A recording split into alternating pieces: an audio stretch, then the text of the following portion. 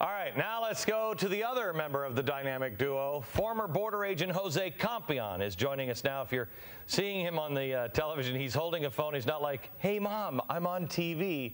We've lost the audio connection on the satellite, and we just only have the picture. So it's going to be kind of a little Alexander Graham Bell and space technology. Jose, how are you, sir?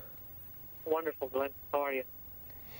Very good. When I talked to you earlier this morning, you had just removed the ankle bracelet. The people who removed it had just left your house, and I said, have you even been outside off your own property yet? And you said no. I asked you to walk outside.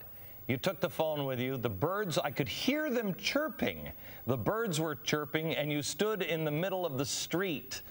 I told you to get out of the middle of the street because I think that's jaywalking. But what have you done since? We went out and had lunch. We went to this, I guess, a fancy gourmet restaurant. I think it's called Burger King. Burger King for lunch. When and I'm sure you didn't do this, and I would be very disappointed if you did, but the rebel in some would say, take your children and skip school for the day and go have a good time with them. Did you take your kids to school this morning, or did they stay with did you keep the family together today? Oh, no, they had to go to school. The boss wouldn't allow it, so they went to school. Yeah, I know. That's what my boss would say. My wife would say that, too. They're going to school. They can see Dad again. Did you ever, Jose, when you were in solitary confinement and it looked like nothing was going to happen, did you ever have a point where you were about to give up? There were a few times, but a lot of the letters that we were receiving, that I was receiving, support, prayers from people all over the country really helped. I mean, they were coming in just in time.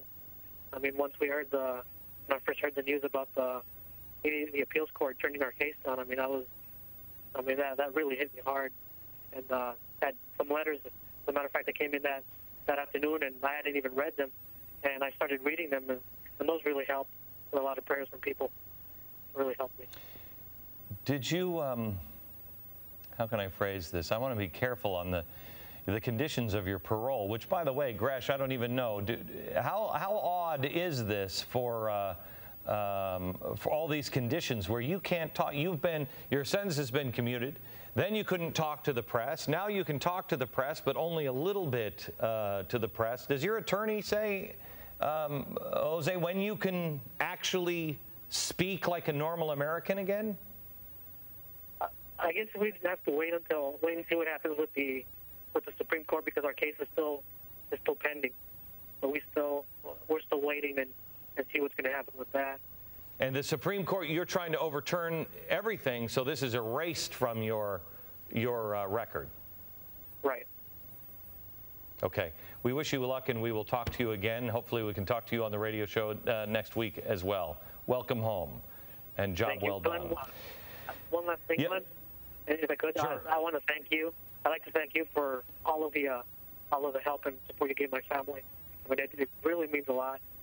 When listening to you on the radio every morning, really, it really helped. I have to tell you, Jose, it is. America is an amazing place, and there are amazing people that when they see an injustice, they stand up to help correct it. There are a lot of people that have been in your corner for a long time. We'll be back in just a second.